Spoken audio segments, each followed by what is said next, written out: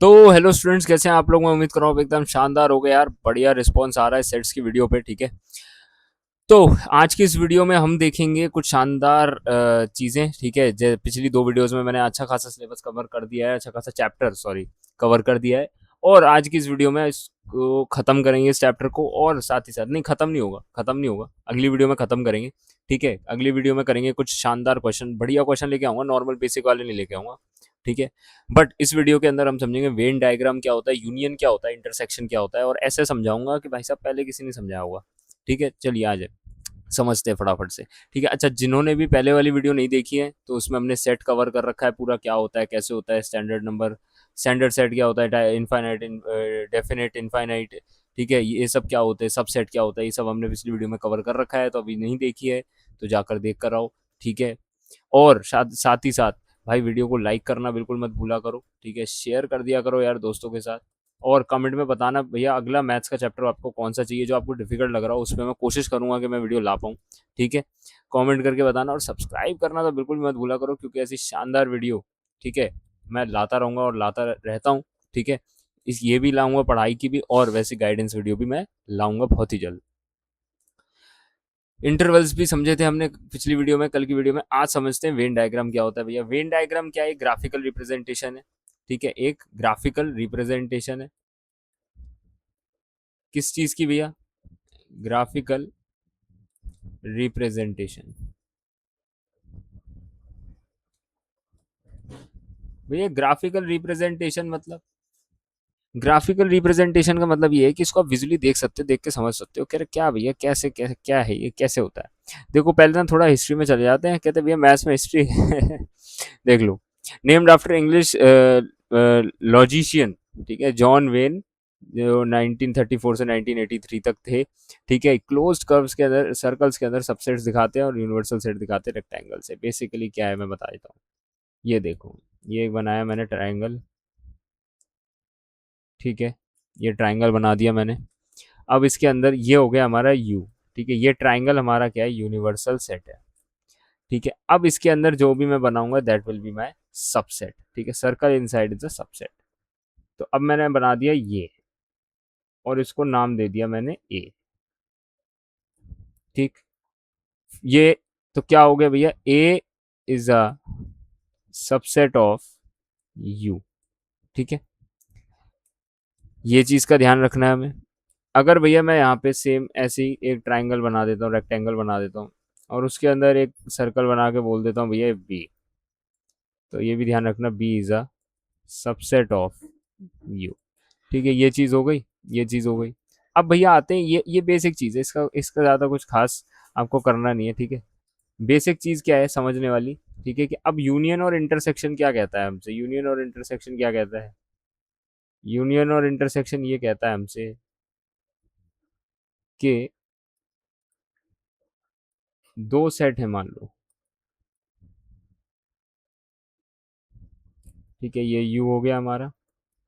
अब भैया हमारे सॉरी, हमारे दो सेट हैं।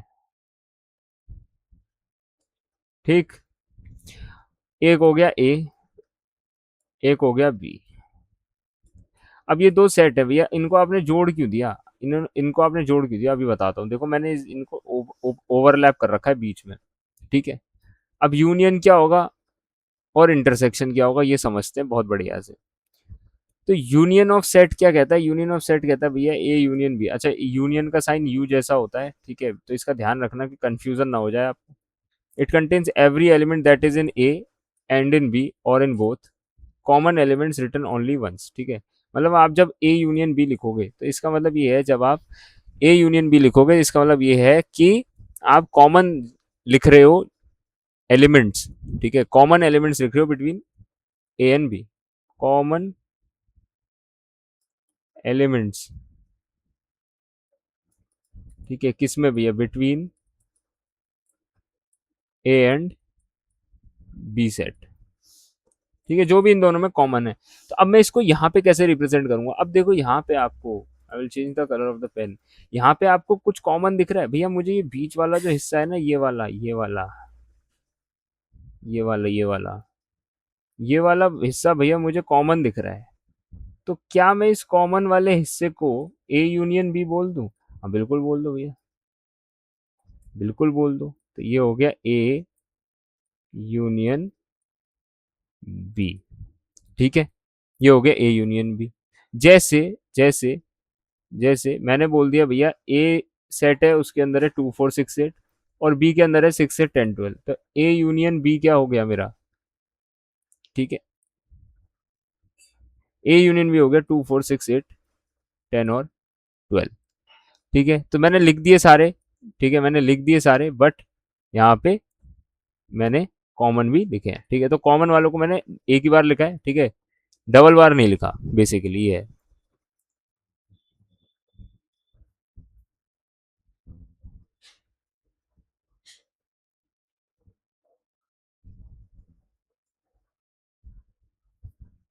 Just a second guys, let me drink some water.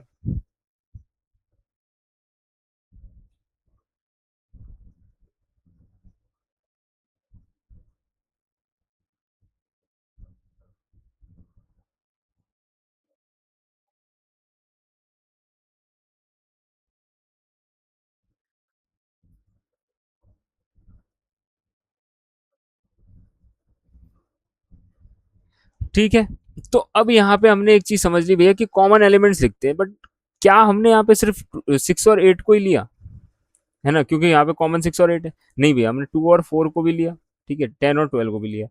तो जब मैं ए यूनियन बी कर रहा हूँ तो खाली ये नहीं लूंगा, मैं इसको भी लूंगा, ठीक है, मैं इसको भी लूंगा, ठीक है, और मैं इसको भी लूंगा, ठीक है, तो मैं दोनों को ले लूंगा। मतलब जब मैं कह रहा हूँ भैया ए यूनियन बी है, तो खाली ये हिस्सा नहीं है, ठीक है, खाली ये हिस्सा नहीं है, बल्कि बल्कि बल्कि मैं बताता हूँ,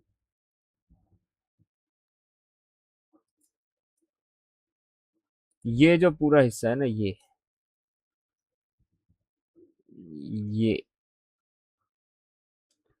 ये पूरा हिस्सा मेरा क्या कहलाएगा भैया? ए यूनियन बी कहलाएगा, ठीक है, ये जो रेड में हिस्सा है ये कहलाएगा ए यूनियन बी, क्योंकि पूरा ले रहे हैं हम इसमें, ठीक है, कॉमन भी ले रहे हैं, प्लस हम ए सेट और बी सेट भी ले रहे हैं, ठीक है। तो जैसे अगर मैं हाइलाइटर से दिखाऊं, जो कि होगा नहीं यहाँ पे, तो छोड़ देते हैं इसको। हाँ नहीं, वो कलर दिख नहीं रहा, बट आप समझ जाइए, ठीक है, तो पूरा जितना भी येलो येलो हो रहा है, ठीक है, ये सारा हमारा क्या हो जाएगा? ए यूनियन बी हो जाएगा, ठीक है। वहीं पे अगर मैं बात करूं अब आपसे, वहीं पे मैं आपसे अगर बात करूं, ठीक है, ए इंटरसेक्शन बी की, इंटरसेक्शन मतलब क्या हो गया? जहाँ पे दो लोग मिले, ठीक है, जहाँ पे दो चीजें मिले, तो इंटरसेक्शन से तो आप बहुत इजीली समझ गए होंगे कि मैं क्या चीज की बात कर रहा हूँ, कि हमारे दो सेट है भैया, ये हो गया ए सेट, ये हो गया बी सेट। रुक जाओ, थोड़ा सा बड़ा बनाते हैं इसको। ये हो गया बी सेट, ठीक है, ये हो गया ए, ये हो गया बी। अब भैया जो इसके बीच का एरिया है, ठीक है, ये जो एरिया है ये, अब सिर्फ इसको लेंगे हम, अब सिर्फ सिर्फ इसको लेंगे, तो ये जो हिस्सा है ये अब हमारा कहलाएगा भैया क्या? ये कहलाएगा अब हमारा वाइट वाला जो एरिया है, ये कहलाएगा भैया ए इंटरसेक्शन बी, उल्टा यू बना देंगे इसमें, बस और कुछ नहीं है, ए इंटरसेक्शन बी। ठीक है, इसकी थ्योरी नीचे है, नीचे समझते हैं, आ जाइए। ठीक है, common elements between A and B plus plus all other elements.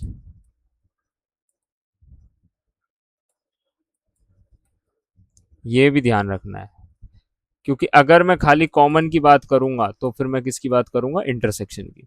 तो A intersection A union B is equal to B union A, ठीक है, ये प्रॉपर्टी है।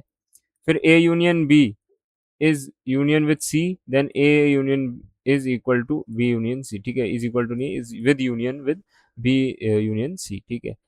मतलब ए यूनियन बी अगर सी के साथ यूनियन में है, तो इसका मतलब ए यूनियन भी हमारा किसके साथ होगा? ए भी बी यूनियन सी के साथ यूनियन होगा, ठीक है। थोड़ा यूनियन यूनियन ज़्यादा हो गया, बट समझ जाओ, कोई ज़्यादा खास चीज़ नहीं है, कोई नहीं पूछेगा आपसे प्रॉपर्टी, बस पता होनी चाहिए, ठीक है। ए यूनियन फाई, ठीक है, एक नील सेट है कोई, तो भैया उसके अंदर कोई वो वही सेट रहता है, ठीक है, कुछ कॉमन है ही नहीं फाई, तो फाई क्योंकि हर सेट में होता है, तो दैट इज वाई उसका कोई वो चीज नहीं है। A union A is equal to A, ठीक है, और universal union A is universal, ठीक है, ये भी ध्यान रखना क्योंकि यूनिवर्स में सारा कवर हो जाएगा, दैट इज वाई। अब आते हैं इंटरसेक्शन ऑफ सेट्स पे, तो मैंने ऊपर आपको बता दिया, ठीक है, कि it contains only the elements which are common to both, ठीक है, कॉमन एलिमेंट्स बिटवीन ये, तो 2 4 6 8 6 8 10 12, ये 6 8 मैंने बना दिया। डिसजॉइंट सेट क्या होगा भैया? If A union B has is equal to 5, no common element at all, A and B are disjoint sets, ठीक है, 2 4 6 8 1 3 5 7, ठीक है, तो ये भी एक चीज रहती है, ठीक है, कि कुछ ही कॉमन नहीं है, ठीक है, कुछ ही कॉमन नहीं है, तो कुछ ही कॉमन नहीं होगा तो भैया कैसे बनेगा वेट डायग्राम, कि हमारा ये बनेगा फिर, क्योंकि कुछ कॉमन है ही नहीं, तो मैंने इसके बीच में कोई भी इंटरसेक्शन डाला ही नहीं क्योंकि कुछ भी कॉमन है ही नहीं, ठीक है। ये अपना 2 4 6 8 का सेट है, 2 4 6 8, और ये भैया 9 10 11 12 का सेट है, ठीक है, तो अब कुछ कॉमन है ही नहीं तो फिर डिस्जॉइंट हो गया। अच्छा, A intersection B is equal to B intersection है, ये हमेशा ध्यान रखना, वही ऊपर वाली प्रॉपर्टी सेम है सारी, ठीक है, सेम है सेम है सेम है, कुछ भी नहीं है अलग, ठीक है। अब डिफरेंस ऑफ सेट क्या होता है भैया, और कॉम्प्लीमेंट सेट क्या होता है, ठीक है, इसको समझेंगे हम, क्योंकि अब कुछ रह नहीं गया, D Morgan's law, component law, ये सब हम समझेंगे अगली वीडियो में, ठीक है। इस वीडियो को यहीं तक रखते हैं, अगली वीडियो में इसको कंप्लीट करेंगे और साथ ही साथ लेके आऊँगा कुछ शानदार क्वेश्चंस जिन्हें हम समझेंगे। तब तक के लिए भाई वीडियो को लाइक कर दिया करो, दोस्तों के साथ शेयर कर दिया करो, ठीक है। कमेंट में बताना यार कौन सी चीज़ें आपको वीडियो के अंदर अच्छी लग रही है, कौन सी चीज़ें इंप्रूव करनी चाहिए, कौन सी चीज़ें, कौन से चैप्टर्स आपको पढ़ने हैं, ठीक है। सब्सक्राइब करना बिल्कुल भी मत भूलना, ठीक है। काफ़ी सारे बच्चे मुझसे कह रहे थे भैया इसके नोट्स मुझे कहाँ मिलेंगे, तो इसके नोट्स आपको मिल जाएंगे टेलीग्राम के लिंक पे, ठीक है, टेलीग्राम पे मिल जाएंगे भैया, ठीक है, जहाँ पे काफ़ी सारी चीज़ें लीक हो जाती हैं, ठीक है, और इसका डिस्क्रिप्शन में आपको लिंक मिल जाएगा, ठीक है, डिस्क्रिप्शन में लिंक मिल जाएगा, ठीक है। चलो, thank you guys for watching this video, and I will see you next time.